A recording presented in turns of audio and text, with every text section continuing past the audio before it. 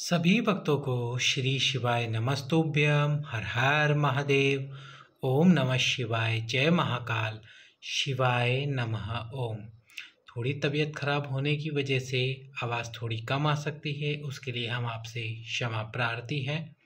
पर ये video upload करना ज़रूरी था आप सभी माताओं बहनों के लिए, जिनकी भी इच्छा पुत्र प्राप्ति की, वंश वृद्धि की है, उनको ये उपाय आंवला नवमी के दिन यानी कल रविवार के दिन करना चाहिए। कैसे करना है ये उपाय और किस प्रकार से आपको पुत्र प्राप्ति, वंश वृद्धि होगी।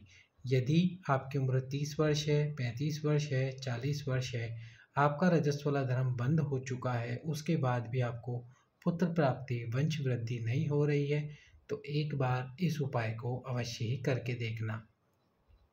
कैसे करना है चलिए तो आपको बताते हैं।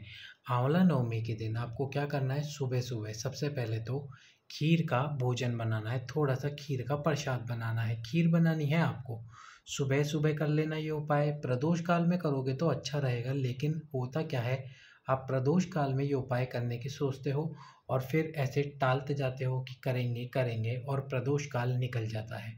प्रदोष काल निकल जाता है क्योंकि माताएं बहनों को घर का काम भी होता है, जिनका विवाह हो चुका है उनको घर का भी ध्यान रखना होता है, क्योंकि आज के समय में स्त्री से ही अपेक्षा की जाती है कि वही पूरे घर का ध्यान रखे, पूरे घर को संभाले, पूरे घर का, यहाँ तक कि घर के जितने भी सदस्य हैं उन सभी सदस्यों का ध्यान भी वह रखे, एक एक की पसंद नापसंद का ध्यान भी वही रखे। तो इसलिए सब कुछ उसके ऊपर ही सारी जिम्मेदारी आ जाती है। तो प्रदोष काल में यदि आप इंतज़ार करोगे, और हो सकता है इंतज़ार करते करते आप उपाय ना कर पाओ, इस वजह से आपका ये उपाय अधूरा रह जाए, तो मेरी बात मानकर आप सुबह 10 बजे इस उपाय को कर लीजिए।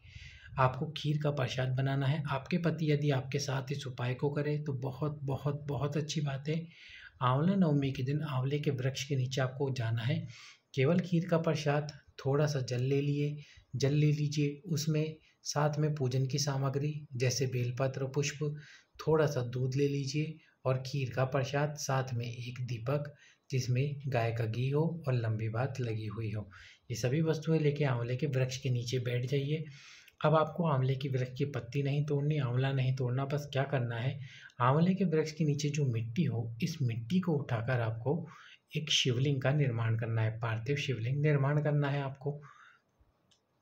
शिवलिंग का निर्माण करके इस शिवलिंग के ऊपर आपको दूध समर्पित करना है, जल समर्पित करना है, चंदन लगाना है, अच्छे से शिवलिंग की पूजा करनी है। पूजा करने के बाद में आपको, जब आप पूरी पूजा कर लो, इसके बाद में जो खीर का प्रसाद आपने बनाया है, उस खीर के प्रसाद की कटोरी, अब आप मुझसे पूछोगे क्या खीर का प्रसाद हम ज़्यादा बना सकते हैं? बिल्कुल आप बना सकते हो ज़्यादा, और उसमें से प्रसाद आप भगवान शंकर के सम्मुख में रखिए। 2 कटोरियों में खीर रखनी है आपको। क्यों? एक खीर आप आपके हस्बैंड के लिए रखना और एक खीर का पात्र आप आपके लिए रखना। इस प्रकार से 2 खीर के पात्र रखना। जब खीर के पात्र रख दो तो बाबा तुम्रुकेश्वर महादेव का नाम लेना। तुम्रुकेश्वर महादेव का नाम लेकर आपको जो उपाय करना है, तुम्रुकेश्वर महादेव का नाम से और शिव जी का स्मरण करके आपको शिव जी से प्रार्थना करनी है, हे शिव जी, इस खीर के प्रसाद को स्वीकार करो और हमें वंश की वृद्धि, संतान की प्राप्ति कराओ। इसके बाद में आपको दीप प्रज्वलित कर देना है। दीप प्रज्वलित करके जब दीप ठंडा हो जाए तो इसी शिवलिंग पे जल डालकर इसका विसर्जन कर देना। अब ये जो 2 खीर के पात्र है, इस खीर के पात्र को पति और पत्नी दोनों, यदि हो सके तो आप इसी आंवले के वृक्ष के नीचे बैठकर खीर का सेवन कर लीजिए। ऐसा नहीं हो सकता तो घर में जाकर इस खीर का सेवन कीजिए, बाबा से प्रार्थना कीजिए, खीर का सेवन कीजिए। आपको निश्चित रूप से वंश वृद्धि और संतान की प्राप्ति होगी। यदि आपके आसपास में आंवले का वृक्ष नहीं है तो फिर आप सबसे पहले तो हमारे वीडियो को लाइक करें, चैनल को सब्सक्राइब करके वीडियो को अधिक से अधिक लोगों के पास शेयर करें। तो आपको क्या करना है, यदि आंवले का वृक्ष ना हो तो फिर आपको क्या करना है, सबसे पहले तो वो दोनों खीर की कटोरियाँ आपको शिव मंदिर में चले जाना है। सुबह सुबह शिव मंदिर में जाकर सबसे पहले वो दोनों खीर की कटोरियाँ शिव जी के सम्मुख में रख दो। शिव जी में सम्मुख करके शिव जी से प्रार्थना करो, शिव जी पे जल चढ़ाओ, बेलपत्र समर्पित करो और दीप प्रज्वलित करो। जब ये दोनों कटोरियों का प्रसाद शिव जी के सामने रख दो, तब आपको हरि हर महादेव का नाम लेना है। हरिहर महादेव का नाम क्यों लेना है?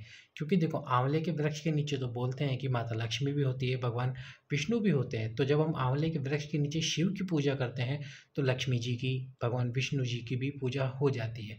लेकिन जब शिव मंदिर में हम केवल शिवलिंग की पूजा करेंगे तो विष्णु जी और माता लक्ष्मी की पूजा कैसे होगी? तो इसलिए हम हरिहर महादेव, तुमरुकेश्वर महादेव के साथ हरिहर महादेव का भी स्मरण करेंगे। अब आप पूछोगे कि हरिहर महादेव कौन है?